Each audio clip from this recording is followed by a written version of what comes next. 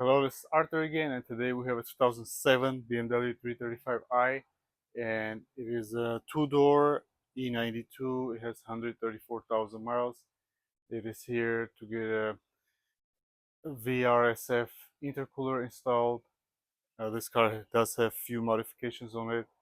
DC racing coilovers, intake. Now it's gonna have an intercooler, and I'm not sure if it's tuned or no, but it's a pretty nice car.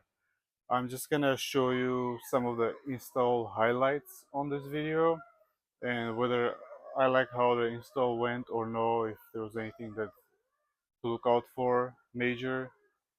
And also I'm just gonna show you around the car real quick, and then I'll put you through a time lapse and some of the highlights of the install.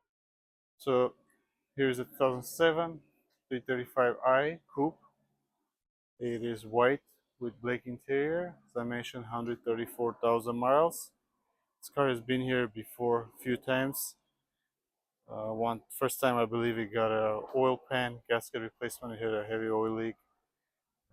Then another time I believe we did brakes and oil cooler lines as well.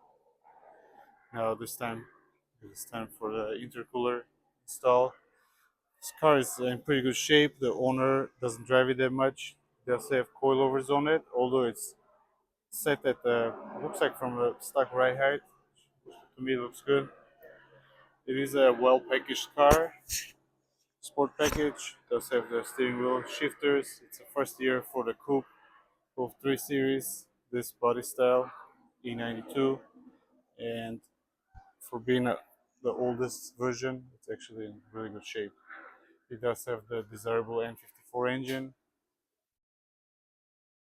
and it runs really nicely, this one. Now onto the intercooler.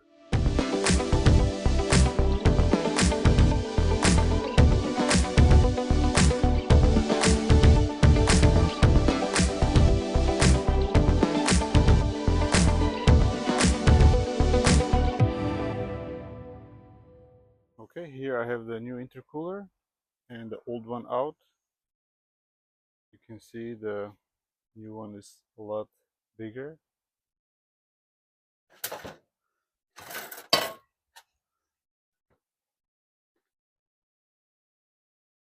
Way larger, and it does have this 2 inches of extra length and width to it, and it is all aluminum versus this one is plastic and can crack, which I guess it shouldn't crack, and if it does crack you can always put a new one.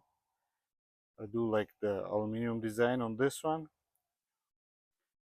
I don't like that you have to cut a few things to be able to fit it, which is the part that is getting cut is really a not functional part, so it's okay I guess, but I would like it to fit at the original location, but then I guess you would compromise for you wouldn't be able to put a larger intercooler. Let me show you what I cut.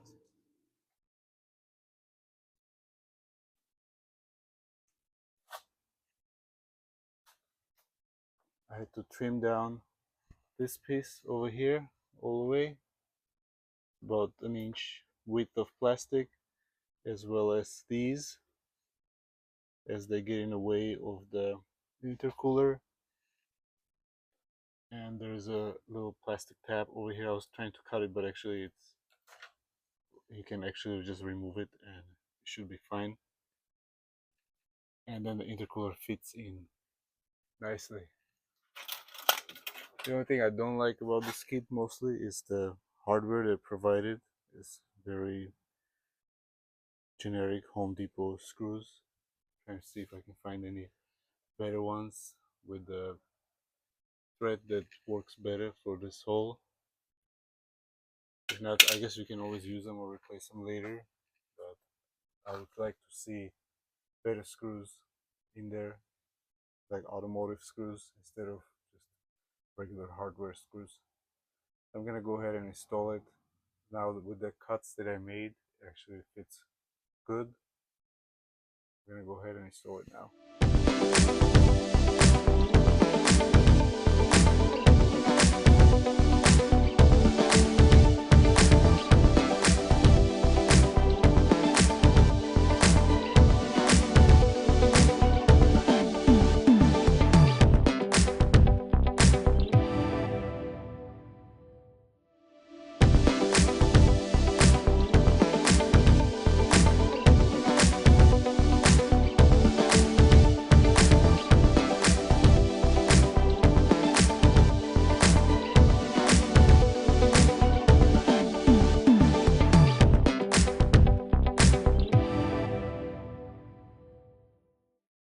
Okay, the intercooler is in.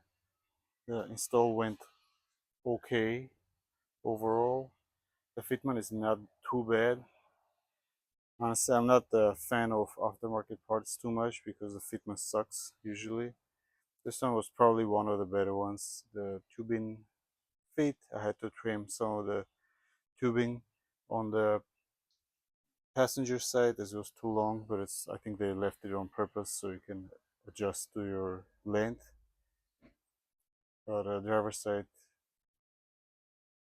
fit pretty good. Just gotta watch the how you position your clamps so it doesn't hit any hoses or anything in the belt.